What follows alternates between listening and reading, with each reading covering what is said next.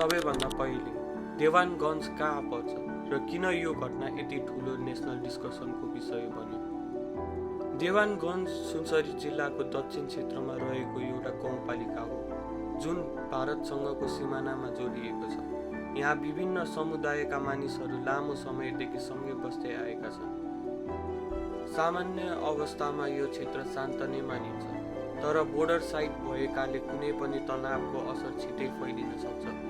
सुरुमा कसैले कल्पना गरेको थिएन कि केही घन्टामै देवानगञ्ज देशभरको हेडलाइन बन्छ।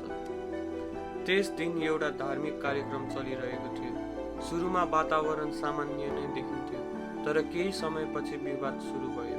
सुरुमा सामान्य देखिएको विवाद बिस्तारै ठुलो तनावमा बदलियो। भिड बढ्दै गयो, मानिसहरू जम्मा हुन थाले अनि स्थिति कन्ट्रोल गर्न गाह्रो हुँदै गयो। अब प्रश्न उठ्छ, त्यो विवाद कसरी हिंसामा बदलियो।